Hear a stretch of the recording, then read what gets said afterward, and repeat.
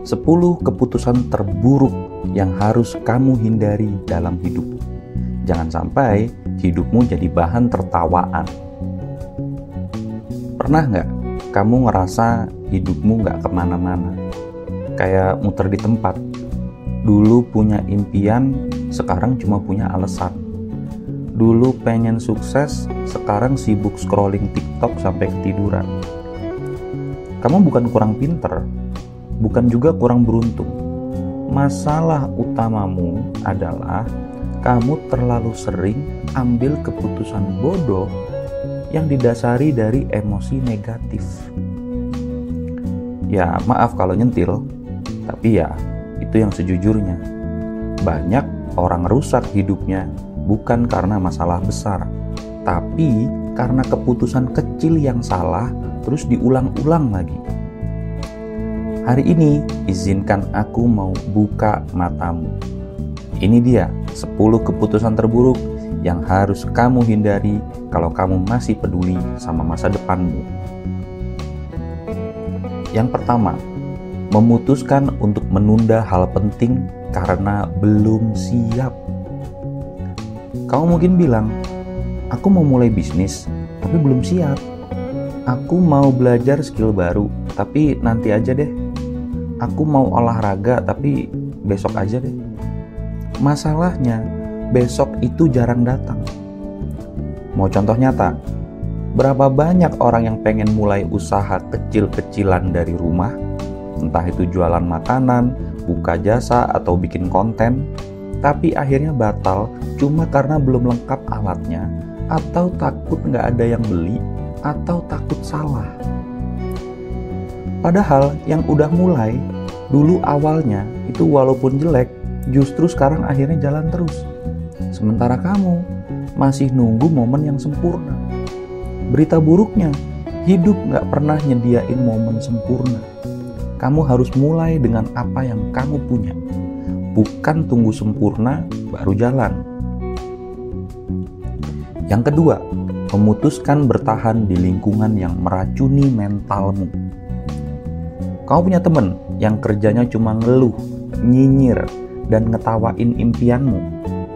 Yang kalau misalkan kamu lagi ngomong, gue lagi pengen belajar digital marketing deh, terus mereka langsung bilang, apaan sih, udah tua juga, belum tentu bisa kali. Kalau iya, aku punya pertanyaan buat kamu. Kenapa kamu masih di lingkungan itu? Kamu bilang, tapi mereka udah kayak keluarga. Oke, tapi keluarga yang baik itu nggak ngerusak kamu dari dalam. Contoh, temenmu ngajakin nongkrong tiap malam. Tiap kali kamu pengen belajar, mereka ngejek. Tiap kamu mau berubah, mereka bilang, lu sok bijak bro.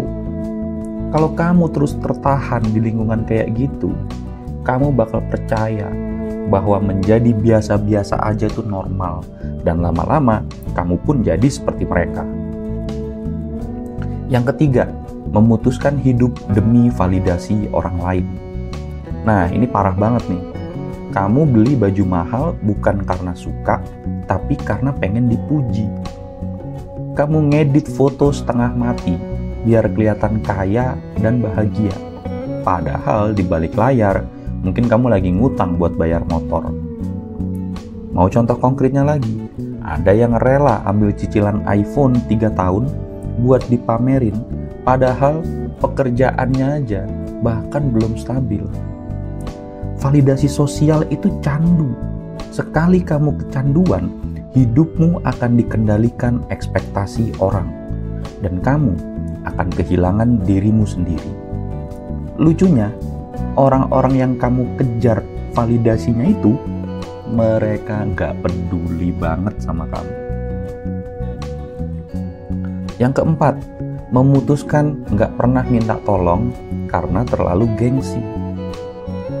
Ada orang yang rela gagal sendirian daripada harus bilang, tolong ajarin aku dong. Karena apa? Karena gengsi. Contoh nyata, kamu gak ngerti cara ngatur keuangan, tapi pura-pura ngerti.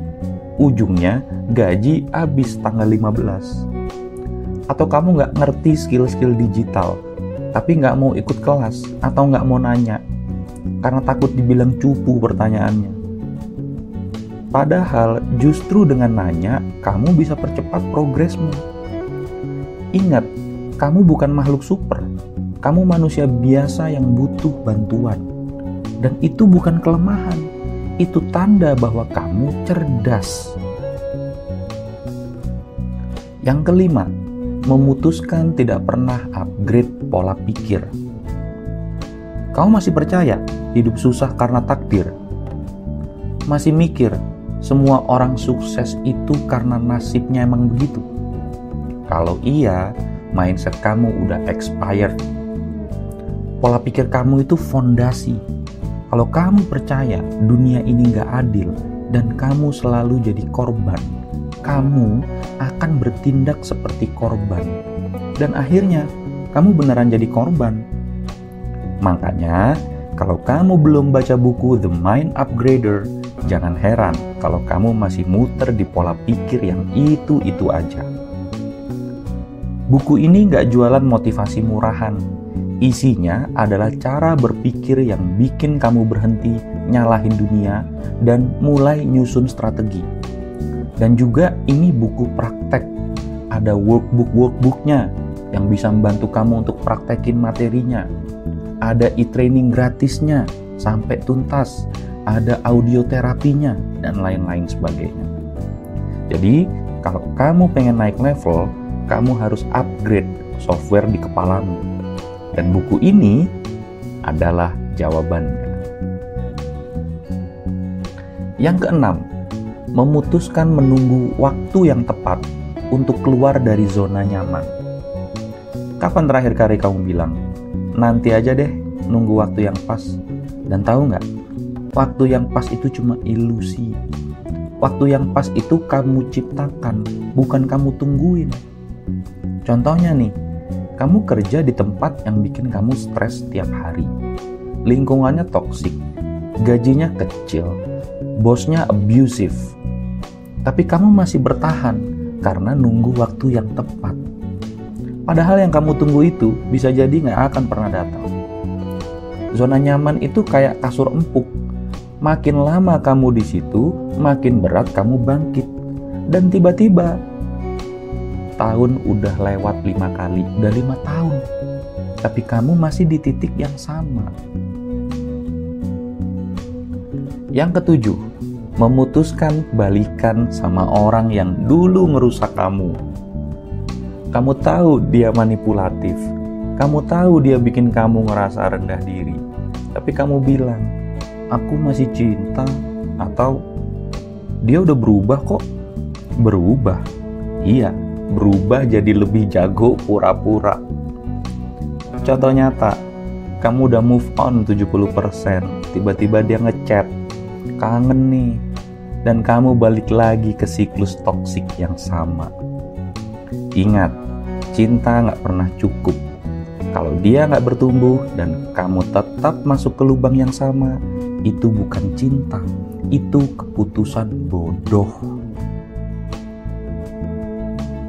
Yang kedelapan, memutuskan mengabaikan kesehatan demi uang atau demi deadline.